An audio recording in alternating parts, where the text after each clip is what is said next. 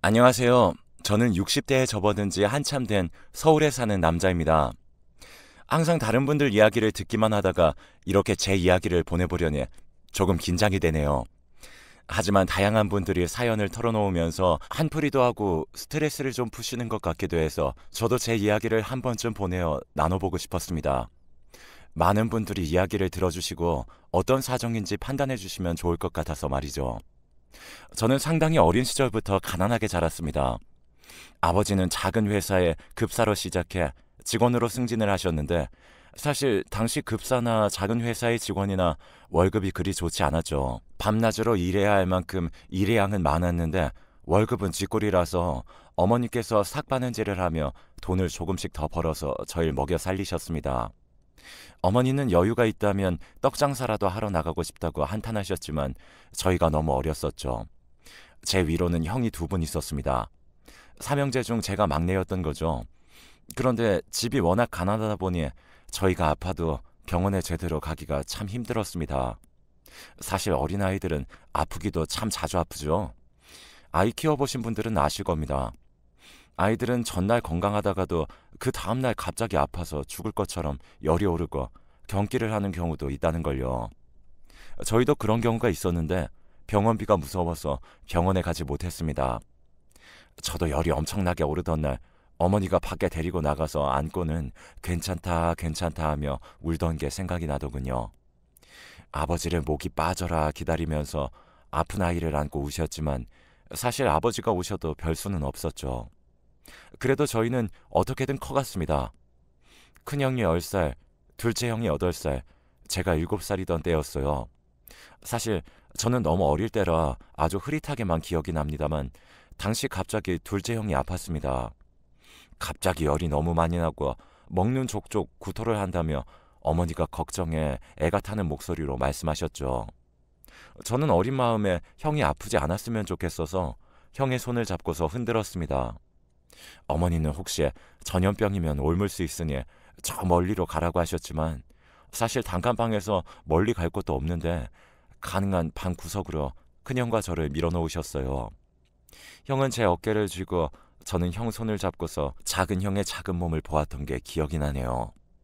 겨우 8살이었던 작은 형은 쌕쌕거리며 숨을 힘들게 쉬었습니다. 밤이 깊어지자 저는 더 이상 못 버티고 큰형한테 기대어 잠들었습니다. 그리고 다음날 일어났을 때 작은 형이 죽어 있더군요. 저와 큰형은 서로 손을 잡고 어쩔 줄 모르고 서 있었어요. 사실 그 나이 때 애들이 할 수 있는 건 아무것도 없었죠. 아버지는 세상이 망한 것처럼 침통한 표정이었고 어머니는 끝없이 우셨습니다. 아픈 아이를 데리고 병원에 가지 못한 가난한 부모. 그 당시 부모님의 심정을 어렸던 저희는 알지 못했습니다. 그렇게 작은 형을 보내고 나서 어머니는 언제나 저희 형제에게 당부하셨습니다. 이제 세상에는 너희 둘밖에 없어. 형제는 딱 너희뿐이니까 서로 잘 챙겨야 해. 네, 엄마. 꼭이야. 이젠 정말 엄마 아빠 죽고 나면 너희뿐이니까. 아버지는 어머니의 그런 말씀을 듣고 버럭 소리를 지르곤 하셨죠. 그 애들한테 뭐 그런 소리를 왜 해? 아니에요. 애들한테 말을 해놔야 한다고요. 하지 마. 애들이 뭐라고 생각하겠어? 그 전까지 온순하셨던 아버지는 작은 형의 충격적인 죽음 이후로 술을 드시며 주사가 심해졌어요. 그 전까지 월급을 받는 족족 집으로 가져와 가난한 집이지만 식구들이 배골지는 않게 하셨었지만 그 이후로는 아예 집은 안중에도 없는 것처럼 생활하셨죠. 어머니는 그런 아버지가 너무 섭섭하고 서러워서 점점 더 저희 형제한테 주의를 기울였습니다. 하지만 아버지가 월급을 가져오지 않으니까 어머니의 삭바늘질만으로는 한계가 금방 드러났죠. 어머니는 결국 떡 장사를 하겠다며 저희 둘만 남겨놓고 나가셨고 생전 처음 떡바구니를 이고 가시다가 옆을 보지 못하셔서 트럭에 치여 돌아가셨습니다. 어머니의 죽음 앞에 아버지는 정신을 잡았어요. 아버지는 이를 악물고 돈을 벌어오겠다면서 형과 저를 붙들고 고아원으로 데리고 가셨죠. 여기서 조금만 기다리면 아버지가 오마. 언제 오세요? 곧. 너희들을 벌어먹일 수 있게 되면 그때 오마. 아버지는 그렇게 말씀하시고 떠났습니다. 하지만 어린 마음에도 아버지를 다시 보지 못할 수도 있다는 사실을 깨닫고 있었죠. 그래도 저는 큰형이 있어서 천만다행이었어요. 3살 위의 형이라는 존재가 어린아이에게는 얼마나 중요한 것인지 모릅니다. 형은 무슨 일이 생기면 달려와서 언제나 도와주었고 무슨 일이든 저 대신 해주려고 애를 썼습니다. 아직 10몇 살이던 어린애가 뭘 할 수 있었을까요? 하지만 형은 무척 조숙한 어린이였고 저를 잘 보호하려고 했었습니다. 형의 보호 아래에서 비록 고아원 신세였지만 저는 잘 클 수 있었어요.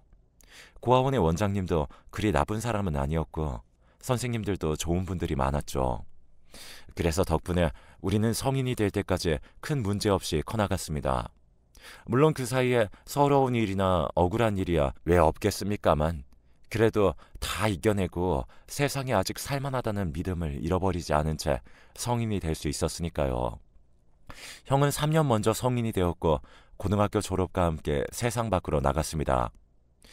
형이 먼저 가서 돈 벌어서 기다리고 있을게. 꼭이야. 알았어. 착하게 원장님 말씀 잘 듣고 형이 전화할게. 형은 원장님의 소개로 곧장 어느 공장으로 취업해서 나갔고 간혹 전화 연락이 왔습니다. 고아원으로 전화가 오면 제가 가서 받는 과정을 거쳐야 했지만 형에게 전화가 올 때마다 어린 저는 얼마나 뿌듯해했는지 모릅니다. 20살의 어린 나이에도 형은 빠르게 공장에 적응하여 자리를 잡았습니다. 형에게서 전화가 오면 선생님들도 감탄하며 저의 어깨를 두드려 주셨거든요. 넌 형이 먼저 나가서 자리 제대로 잡고 있으니 걱정할 게 없겠다면서요. 저는 그래서 고등학교를 졸업할 때까지만 기다렸습니다. 3년은 느리게도 갔습니다. 형의 전화를 기다리고 공부를 하면서 채워진 시간이었죠. 형은 반년에 한 번씩 찾아오기도 했는데 올 때마다 가지고 오는 선물의 크기가 커졌습니다. 처음에는 과자 몇 봉지를 사들고 와서 더 많이 가지고 오지 못해 미안하다고 했지만 그 다음에는 옷을 한 벌 사가지고 왔고 그 외에는 학용품과 가방까지 사주었습니다. 그동안 아버지의 이야기는 우리 형제 모두 거의 하지 않았어요. 그랬다간 뵙지 못한 아버지에 대한 그리움이 너무 커져서 눈물을 흘릴 것 같았기 때문이었어요. 그렇게 3년이 지나고 나서 저는 드디어 고등학교를 졸업하고 형의 희망에 따라 대학까지 진학했어요. 다행히 또 저는 공부를 상당히 잘하는 편이었고 좋은 대학에 장학금까지 받으면서 갈 수 있었죠. 형은 제 손을 잡고 데리고서 형이 살고 있는 집으로 갔습니다. 작고 초라한 주택의 월세방이었지만 그래도 어엿한 주거지에 우리들만의 집이었어요. 이제 아무 걱정하지 말고 대학 공부 열심히 해라. 형이 돈 벌어서 너 뒷바라지 끝까지 다 시켜줄 테니까. 내가 빨리 대학 졸업하고 취업해서 형 호강시켜줄게. 미안해 형. 미안하다니. 형은 네가 잘 자라서 얼마나 좋은지 몰라. 형은 제가 좋은 대학에 갔다는 것에 너무나 뿌듯해했습니다.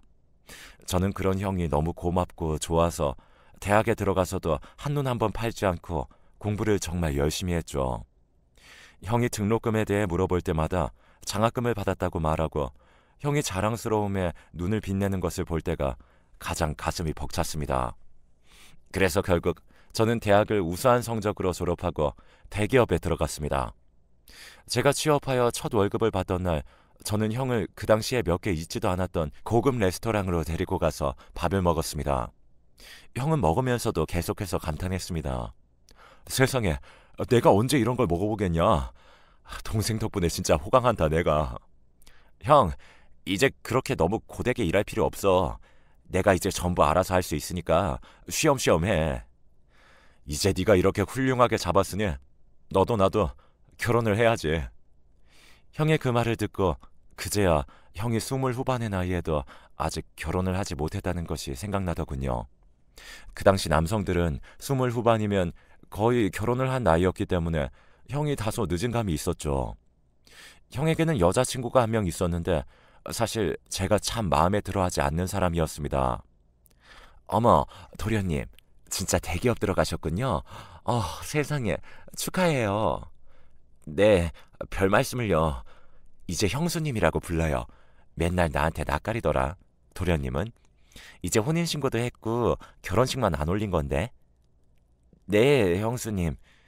어느 날 형은 그 당시 사귀던 여자와 갑자기 혼인신고를 하고 들어왔습니다. 결혼식은 사정되는 대로 할 거라며 이제 저도 밥벌이를 하니 여자친구와 합쳐서 살고 싶다고 하더군요.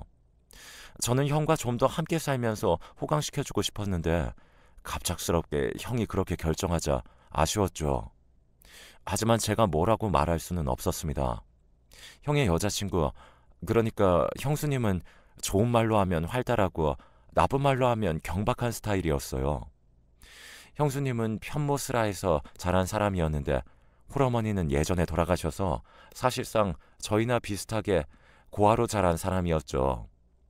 제가 형에게 짐이 된다고 생각했는지 이전에는 저를 무척 싫어했는데 대기업에 취직하고 나자 갑자기 태도를 바꾸어서 자기 친구를 소개시켜주겠다는 등 아는 동생과 만나보라는 등 그런 말을 하는 것도 좋지 않았어요. 사실 제가 형수님을 더 별로라고 생각했던 건 다방 아가씨 출신이었기 때문입니다. 공장에 커피를 가지고 자주 오던 다방 레지를 짝사랑하던 순진한 청년인 형은 결국 그 꼬임에 넘어가서 결혼까지 하게 된 거였으니까요. 하지만 제가 형의 인생에 뭐라고 할 수 있었겠습니까? 결국 저는 형이 키운 거였고 형의 판단을 존중할 수밖에 없었어요. 제가 반대할까봐 일단 혼인신고부터 하고 하던 형은 제가 별말을 하지 않자 다행이라는 듯 있었죠. 그런데 그때쯤이었습니다. 형이 일하는 공장으로 어떤 늘수구레한 아저씨 한 분이 찾아오셨더라고요.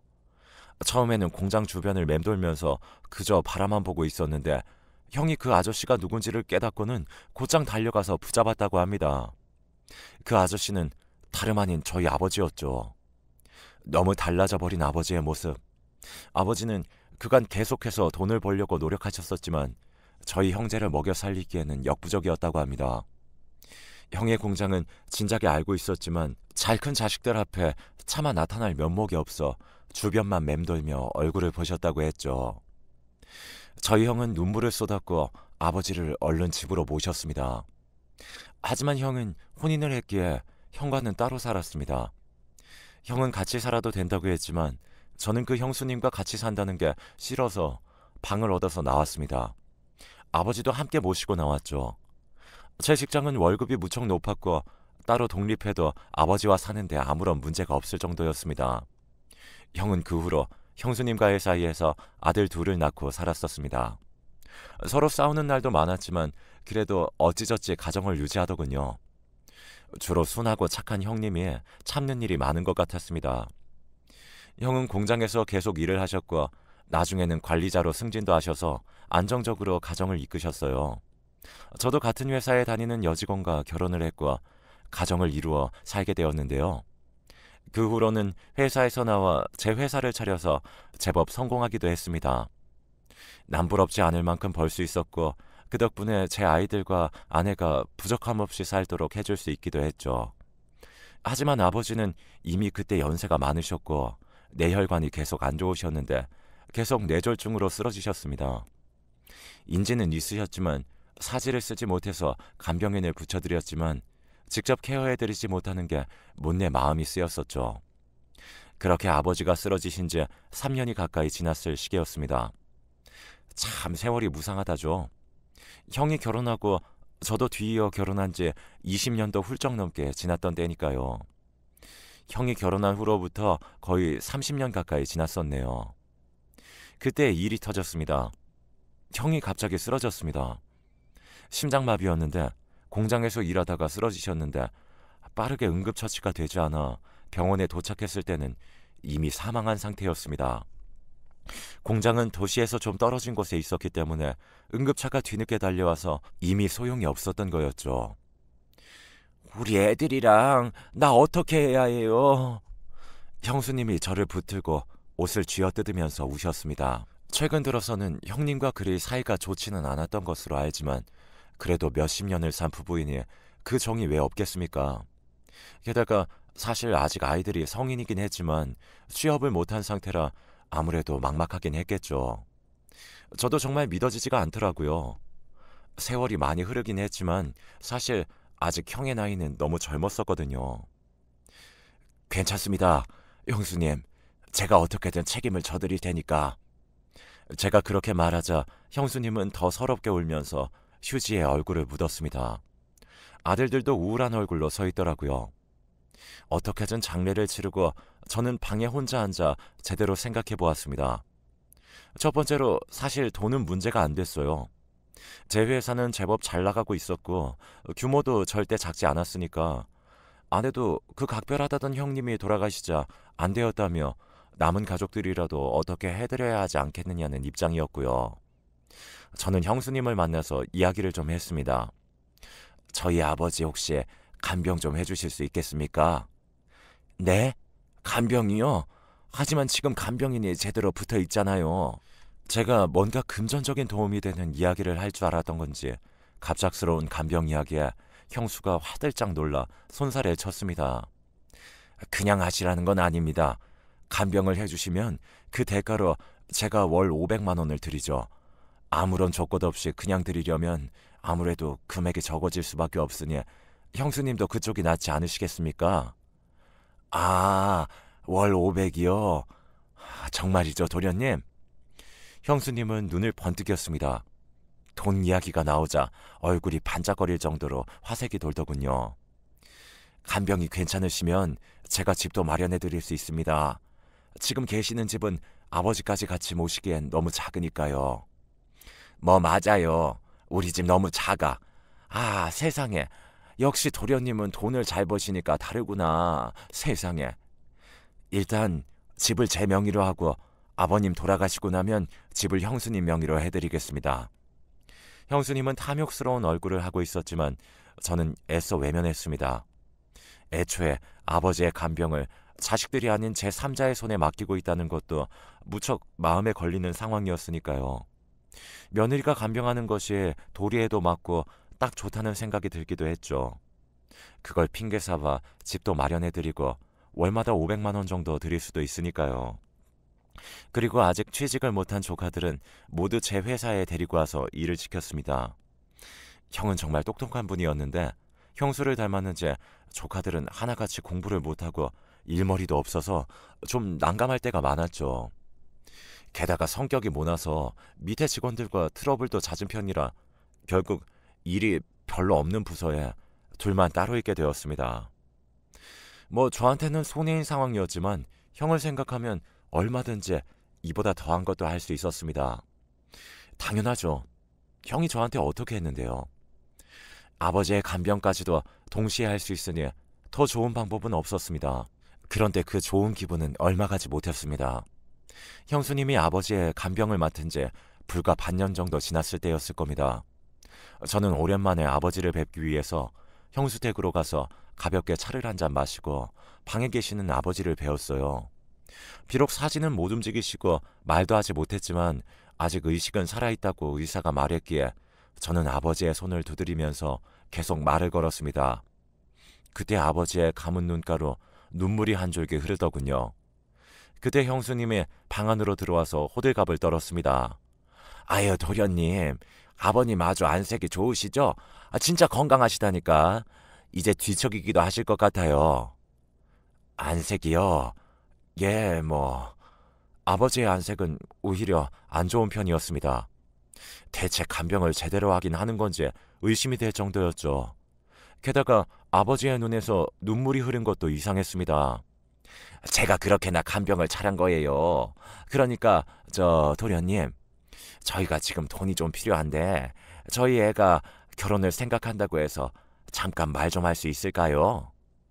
잠깐만요. 저 잠시 물만 마시고 오겠습니다. 형수는 매달 돈을 더 주길 원하는 눈치였는데 이제 본격적으로 돈을 달라는 말을 하고 싶은 모양이었습니다.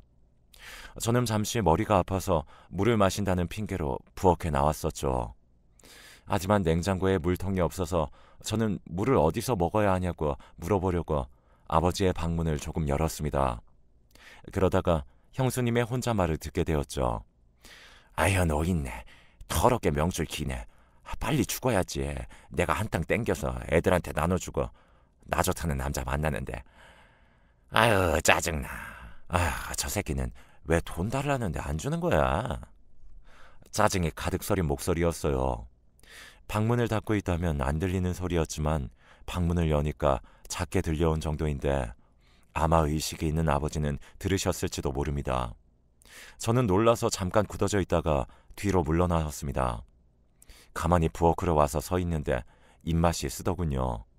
형수가 좋은 사람이 아니라는 걸 알고 있었지만 그래도 이렇게 뒤통수를 맞을 줄은 몰랐습니다. 그것도 간병이 뭐 길기나 했나요? 겨우 반년 남짓이었습니다. 아니, 물론 간병이 당연히 힘들 겁니다. 하지만 형수에게 그 일을 맡기고 저는 그에 상응하는 금전적인 보상을 해주었고 당연히 그만큼 아버지에게 정성을 다해주길 기대했습니다. 형수가 최소한의 양심이 있다면 가장이 죽은 상황에서 손 내민 사람의 마음을 이렇게 짓밟을 수는 없는 거죠. 저는 그대로 인사도 하지 않고 그 집을 나와서 곧장 저희 회사로 향했습니다. 화가 치밀어 올랐지만 흥분은 되지 않고 얼음처럼 오히려 냉정해지더군요. 회사에 도착하자마자 저는 직원을 불러 말했습니다. 내 조카들 내일부터 나오지 않는 것으로 처리해. 네? 인사 담당 직원이 놀란 얼굴이었지만 저는 그대로 실행시켰습니다. 다행히도 조카들은 일용직 형태로 근무하고 있었기에 쉽게 자를 수가 있었죠. 게다가 근태가 너무 안 좋아서 매달 출근하는 날보다 무단 결근하는 날이 더 많을 정도였으니 할 말도 없었을 겁니다. 그걸 전부 형의 얼굴을 봐서 참고 있었는데 말이죠. 심지어 그날도 결근 상태였습니다. 그리고 바로 그 당일 저는 형수에게 전화를 걸었습니다. 여보세요? 네, 도련님. 형수는 저한테만 아주 간드러지게 애교 섞인 목소리로 말했습니다. 당연하겠죠. 돈줄로 보일 테니까요. 살이 잔뜩 찐 저보다 나이 많은 다방 출신 여자라고 생각하니 속이 뒤집힐 지경이었어요. 저는 무뚝뚝한 목소리로 말했습니다. 지금 저희 쪽 직원들이 댁으로 갈 겁니다. 어머, 왜요? 우리 애들도 와요? 그건 아닙니다. 아버지 모시고 병원으로 갈 겁니다. 아버님을요? 그럼 전 간병하러 병원으로 가면 되나요? 아니요. 그 집에서 짐 싸서 나오시면 됩니다. 네? 놀란 형수의 목소리가 들려왔습니다. 형수는 당연히 무슨 일인지 알 수 없었겠죠. 아니, 내 집에서 나가라니 그게 무슨 소리예요? 도련님 미쳤어요? 그 집은 제 명의로 되어 있습니다, 형수님. 형수님 집이 아니라 제 집이죠. 아니, 아무리 그래도 나 준다고 했잖아요. 그건 아버지 잘 모셨을 때 이야기였죠. 잘 못하시잖아요. 벌써 6개월이나 간병했는데 제가 아버님 뵈러 갔을 때 형수님 안 계실 때 아버지 등 살짝 봤더니 욕창이 심하던데요. 간병 제대로 하신 거 맞습니까? 그건 아버님 살성이 나쁘셔서 그래서 그런 거예요. 욕창이 심하긴 해도 그렇게 아프진 않을 거라고요.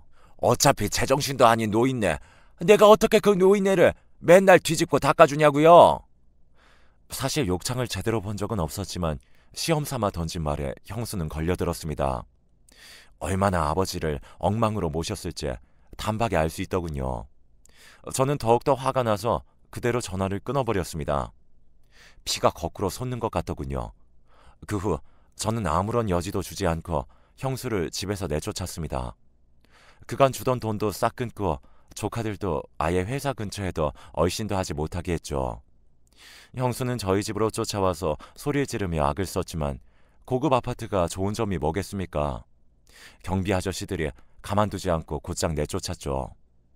아버지는 저희 집으로 모셔서 전문 간병인이 상주하며 모시는 동시에 이제 저와 아내가 직접 케어를 해드리기로 했습니다. 진작에 이렇게 할 걸 저 역시 불효자식이었다는 생각에 가슴이 아프더군요. 형수가 대체 그동안 아버지께 어떻게 했을지 모르겠어서 더욱 그랬습니다. 형수와 조카들은 그 후로도 계속해서 집에 찾아와 읍소를 하거나 발광을 하거나 난리를 쳤습니다만 저는 그때마다 단호하게 내쫓았습니다. 아마 먼저 죽은 형도 이해를 할 겁니다. 쓰러진 아버지를 언제나 가장 가슴 아파했던 것이 바로 형이었으니까요. 한동안 난리를 치던 그 새 모자는 시일이 지난 이후 사라져버렸습니다. 서울에서 살 능력이 안 되니 아마 어딘가 지방으로 내려갔겠죠. 아들들은 취직할 능력도 안 되고 형수도 돈을 벌 의지가 없는 사람이었으니까요. 제 인생은 그리 편하지 않았지만 형과 아버지 덕분에 조금 더 행복하고 뿌듯하게 살 수 있었는데 형수님은 그중 꽤 큰 크기의 오점이었던 것 같습니다. 그나마 지금이라도 제 인생에서 쫓아냈으니 다행이긴 합니다만요. 자, 이것으로 제 사연은 마무리가 되었습니다. 그럼 들으셨던 분들이 재미있으셨길 바라면서 사연은 이것으로 마치겠습니다.